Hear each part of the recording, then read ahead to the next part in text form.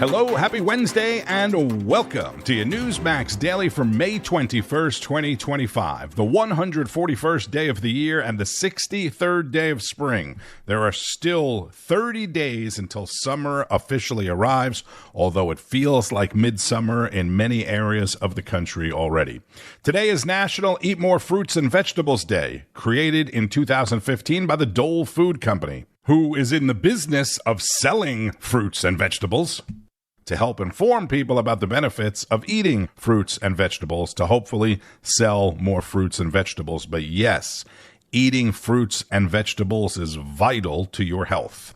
And new this morning, Democratic Representative Jerry Connolly of Virginia has died at the age of 76 after a battle with cancer.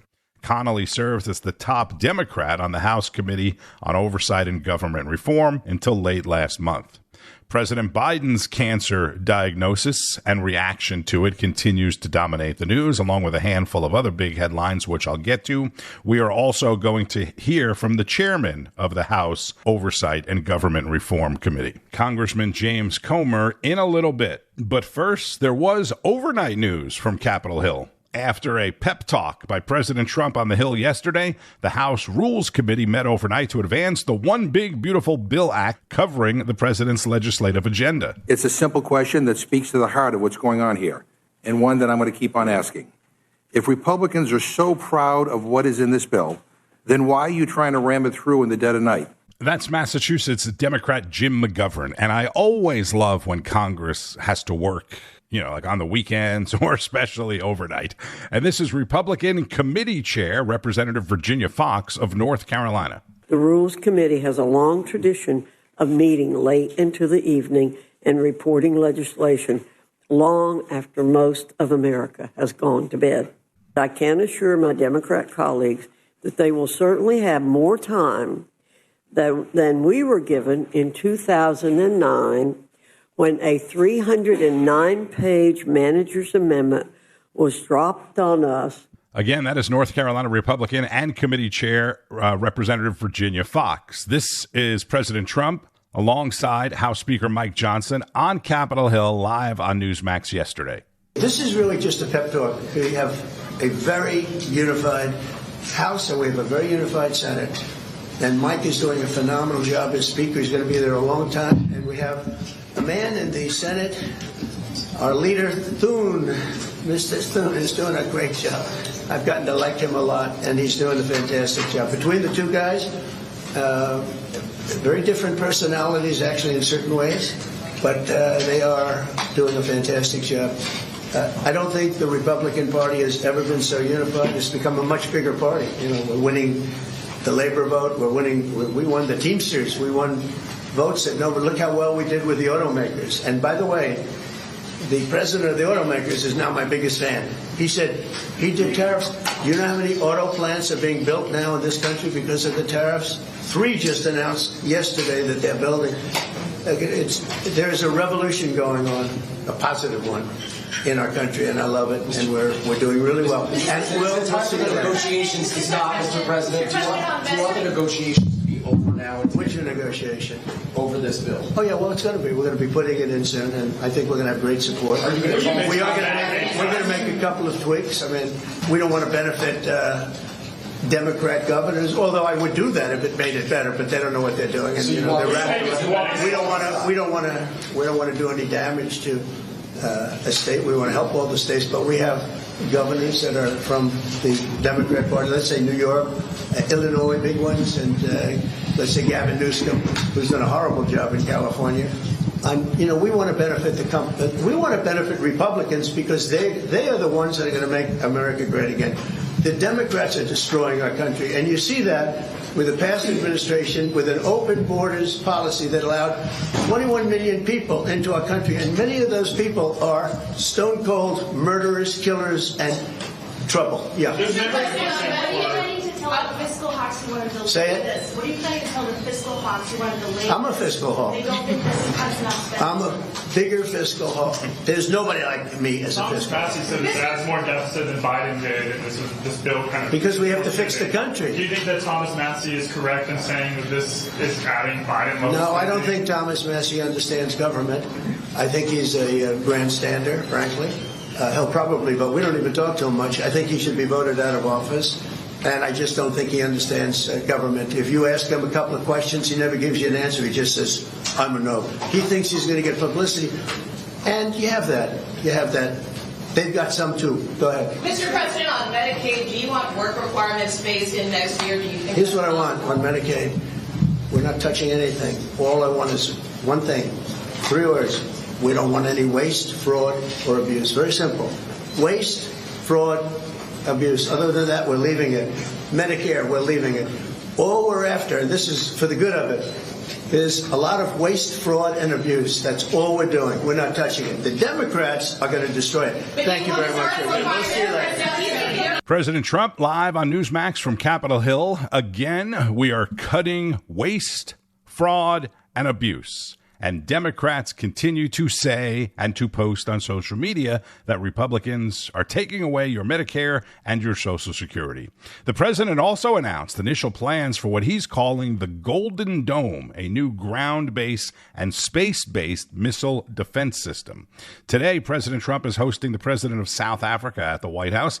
And later today, he welcomes the NCAA men's basketball champion Florida Gators to the White House. Newsmax will, of course, have coverage of all of it.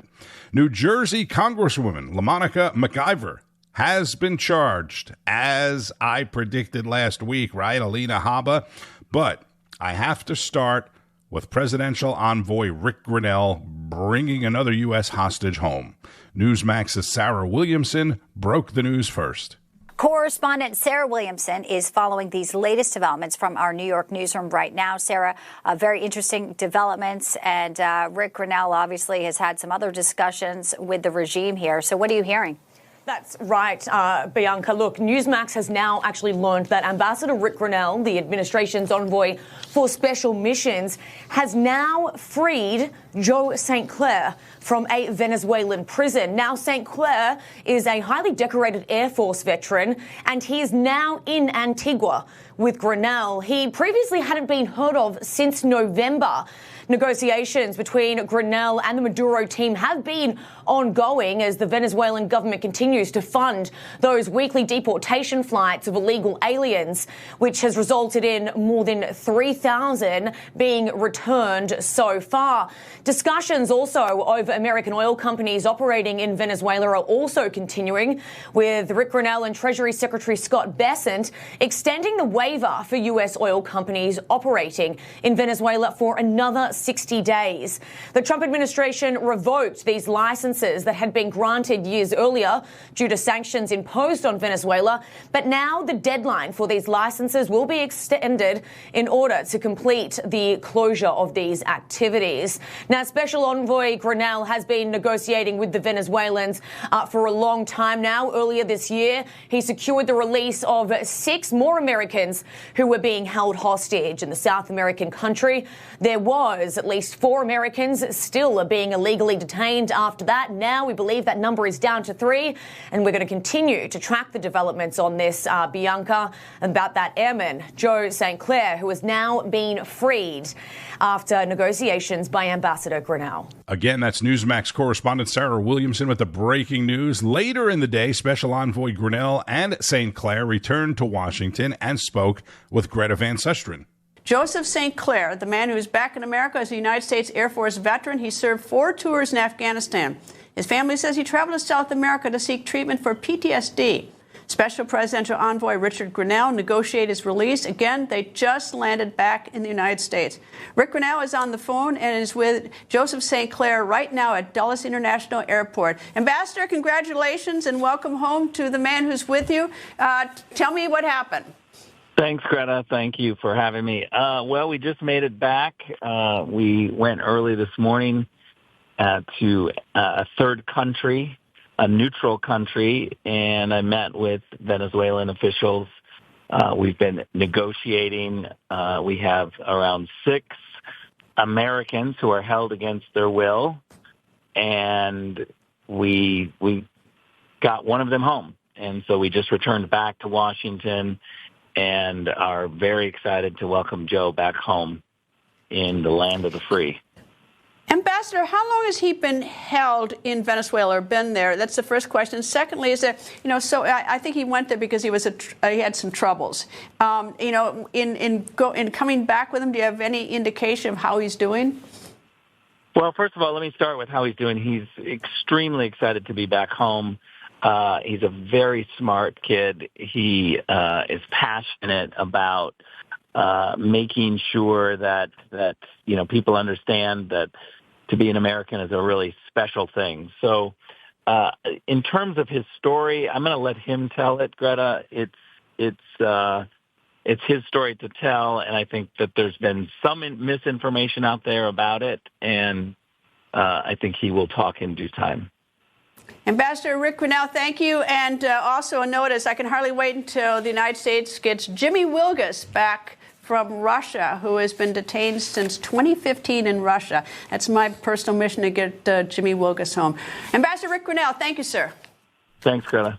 Former ambassador and now special presidential envoy Ric Grenell on the record with Greta Van Susteren last night. Absolutely fantastic news and fantastic work by Ric Grenell, who is quietly doing great work in this new role.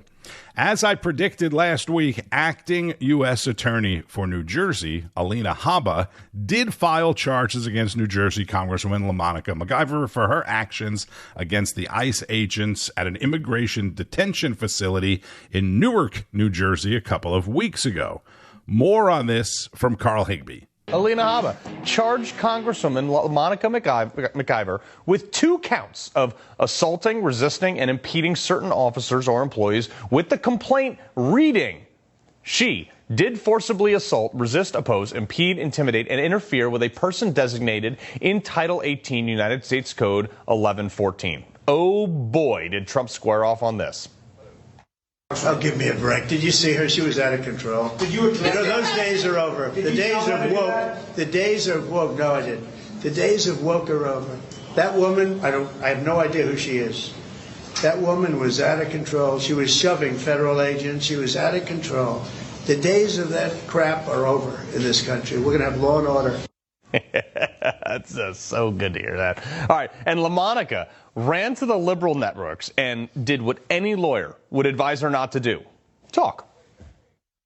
We have to be able to conduct ourselves and be professionals.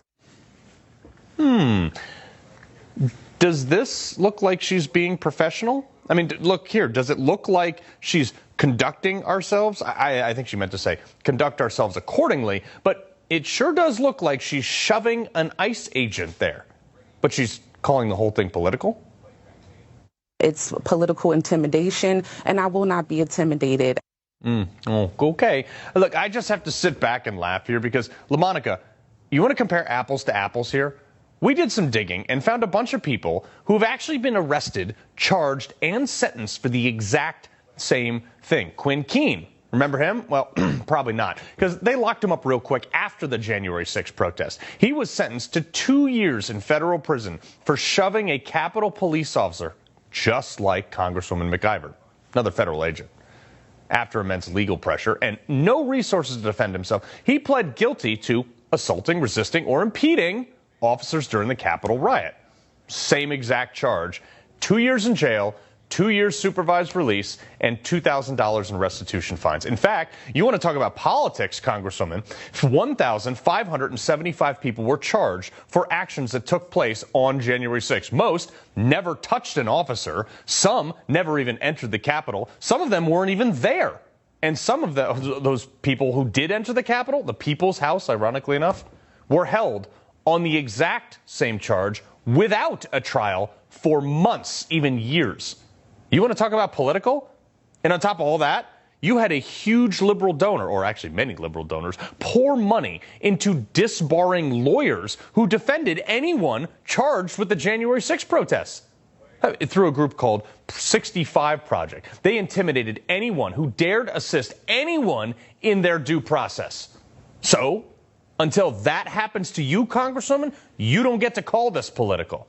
Don't even get me started on the fact that the liberal DAs, like state attorneys generals, even federal courts, went after the lawyers. They went after the lawyers of anyone who even dared file motions on behalf of any election arguments, and the party members lawfully filing those motions, too. They could have lost them, but they got charged for actually filing them.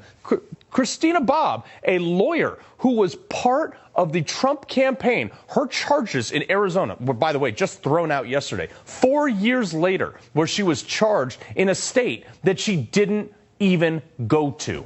Rudy Giuliani, Trump's personal lawyer, got charged all over the place. John Eastman, a conservative attorney involved in drafting legal strategies.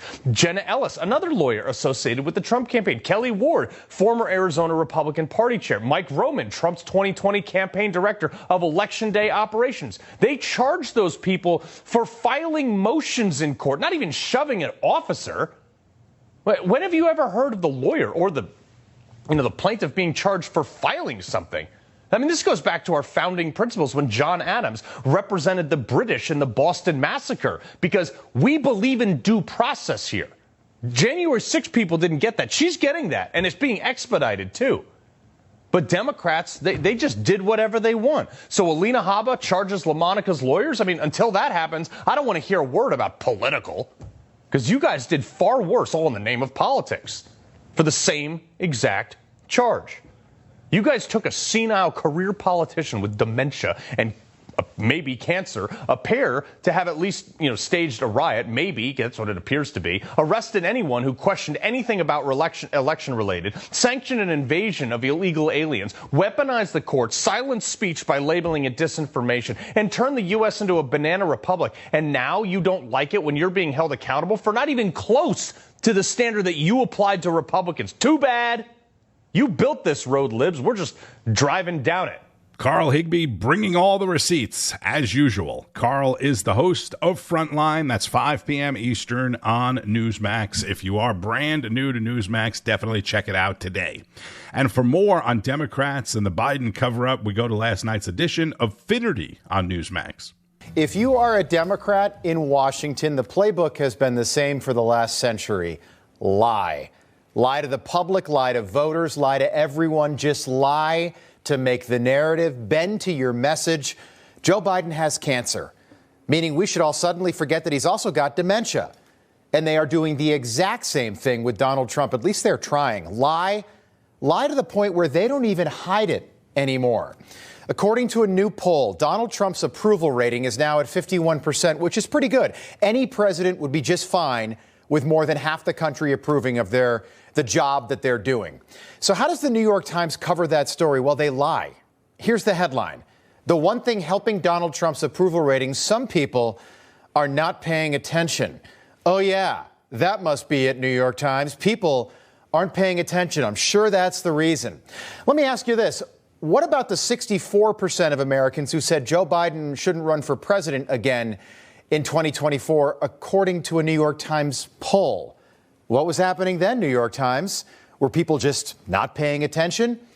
The truth is that people were paying attention then, and they are paying attention now. Rob is referencing a Rasmussen poll showing Trump's approval rating at 51%. Even though Democrats and some in the media keep saying his poll numbers are tanking, the latest Insider Advantage poll gives Trump an approval rating of 55%, with 44% disapproving, 55% on top of that Rasmussen poll. And the latest Morning Consult poll shows Trump's approval rating at 48%, which is his highest approval rating in that poll since the middle of March. All right, back to Rob Finnerty. But Democrats today are doing exactly what they've always done when they don't like the truth. They lie, and they try to bend the narrative back to them. Seems to me entirely inappropriate that at this moment in time, when President Biden is dealing with a serious and aggressive form of cancer, there are Republicans who are peddling conspiracy theories and want us to look backward, and Republicans want to fan the flames of conspiracy theories at this moment. No, thank you. I've got to admit, I'm already tired of this poor Joe Biden narrative. Joe Biden's diagnosis should not be the end of this story. It should be the beginning. And isn't the timing fascinating? Why did the Biden family suddenly release this information essentially on the same day that the audio from the embarrassing Biden-Hur interview came out? Door number one, the Bidens wanted that story to take over the news cycle so people wouldn't focus on how bad and how out of touch Joe Biden sounded on those tapes. Door number two, the Bidens told the world that he had cancer to try and make Joe Biden seem more sympathetic. But that narrative really only coming from people who seem to have forgotten what Joe Biden did to this country. John McCain's daughter, Meghan McCain, tweeting, "I don't know if it's just my background, but I don't want to hear anything else about Biden's health cover-up, the tell-alls, interviews. Let the Biden family be in peace right now. This is all so sad and imprudent." And that's exactly how the Biden family wants people to react, Meghan. But imprudent is the wrong word. It's important. It's too important a story to drop. Joe Biden's not your uncle or your neighbor. Joe Biden was president of the United States 4 months ago today. Joe Biden was still president. Joe Biden is a liar, and he wanted to be president again.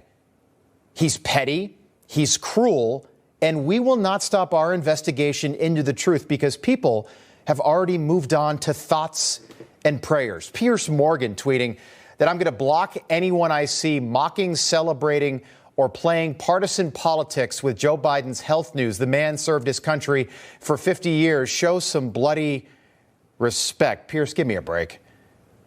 No, this is the exact time that we should be asking these difficult questions right now.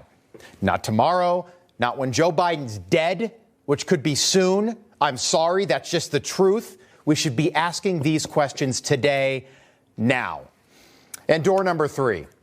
The Biden family made the announcement to discredit Jake Tapper and his fancy new book and let their forever loyal friends in the media defend them once again, which they are faithfully doing once again. I think that the majority of U.S. families will feel for the Bidens. I don't think this is a time for politics, but what I will say is that this administration has cut cancer funding research by 31% since 2025. The Joe Biden we know is a man who has been very open about his challenges in life. He didn't need to tell us that he had a Gleason score of 9, stage 4 prostate cancer. He's a private citizen now. Every challenge that Joe Biden and Jill Biden have faced in their life, they have taken the American people along to help us when we face the same challenges. This is not something he was carrying around or that he was hiding. And as Anna said, we know about his struggles. We know about his struggles, and now we know about this one. And I just, again, want to commend the people who cut their tongues off and said, get well soon. The people who didn't cut their tongues off, I have a place where they can put them. Woo! Oh, that was so funny. That's a nice visual, huh? What do you mean, put our tongues? What are you implying there? And oh yeah, Joe Biden didn't need to tell the public anything because he was diagnosed after he left office, right? There's no way Joe Biden had cancer when he was in the White House. There's no way he was lying to the public right up until like noontime on Saturday, right? Wrong. Obviously, the saddest part about that is there are people out there right now who believe that's the truth. And that's the worst part of this. There are people who truly believe that Jill Biden is a loving wife.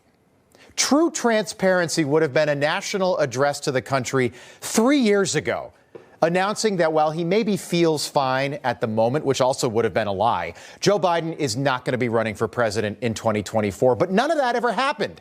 Rob Finnerty is the host of Finnerty. That's 8 p.m. Eastern on Newsmax. If you missed yesterday's Newsmax Daily with Dr. Drew's take on Biden's cancer diagnosis, you must go back and listen. And thanks to my pal Kay Hill Smythe for filling in yesterday as well.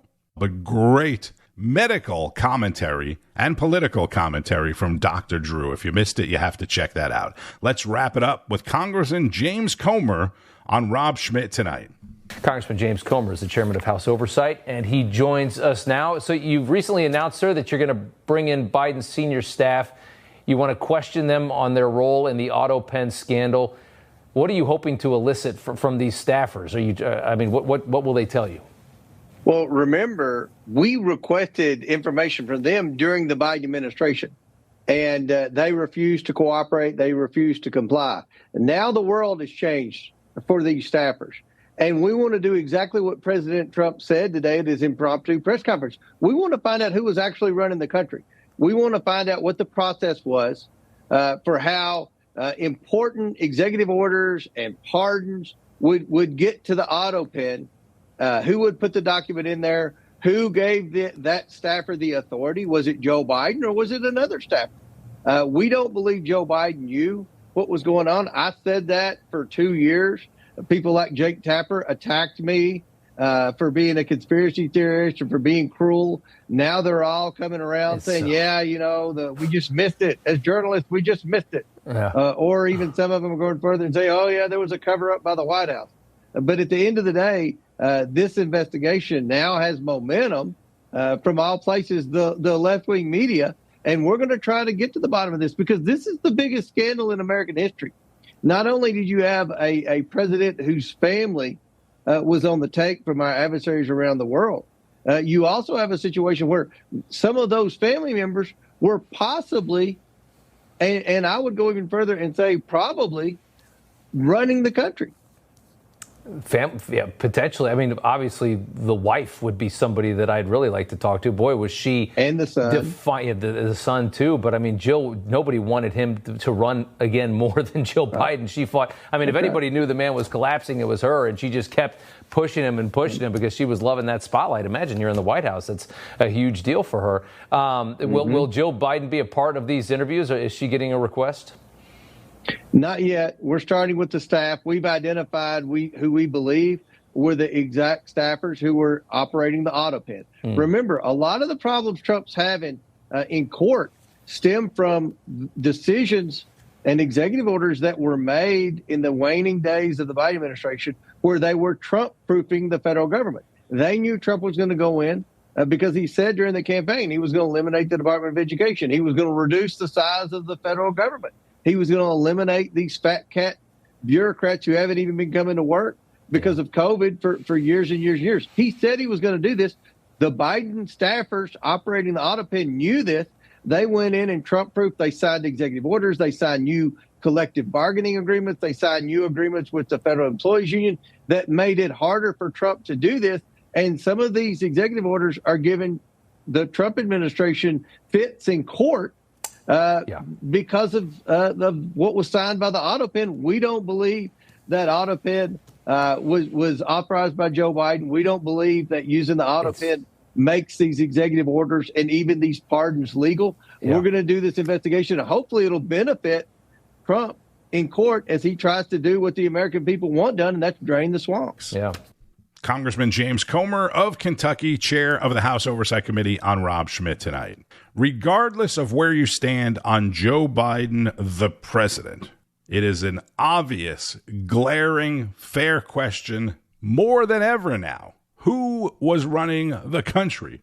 Who signed the pardons and the bills using the auto pen? And when did the Bidens know Joe had cancer? And here's another problem for the Democrats. Activist David Hogg, who the DNC subcommittee voted to void his election to the committee, is now actively working with his own group to primary out what he called a bunch of out-of-touch, ineffective, incumbent Democrats with younger candidates. The meltdown or the dismantling of the Democrats is something to watch, especially as we get closer to the end of the year and into 26 with the elections.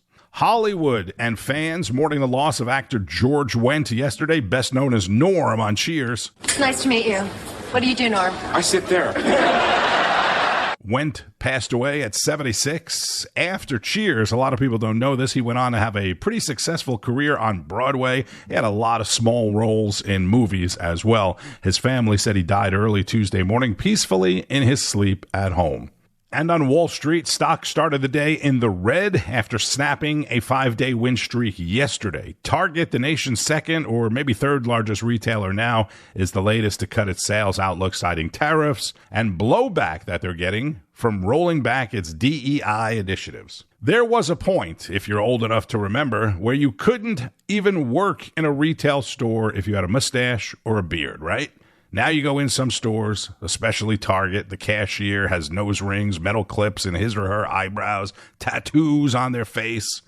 Not that there's anything wrong with that, but honestly, maybe you shouldn't be a cashier.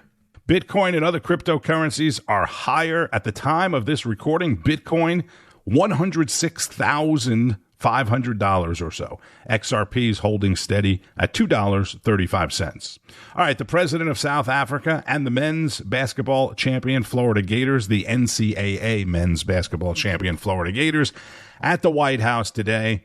President Trump will be speaking with the president of South Africa. He'll speak again with the Florida Gators. He'll probably speak somewhere else in between there. Make sure you keep up with all of the news throughout the day on Newsmax N2 and at Newsmax.com. Also, make sure you have the app on your phone so you can stay up to date anywhere, anytime. I'm Tony Marino. Thank you, as always, for listening to the Newsmax Daily. Hope you enjoy it, and I hope you share it with your friends, family, or anyone, really. Enjoy the rest of the day, eat some fruits and vegetables, and keep on fighting the good fight. News breaks every minute, every day. You need the app, the Newsmax app. Find it free on your smartphone store. Then watch us anytime, anywhere. Information. Truth is freedom. Is Newsmax. It's real news for real people.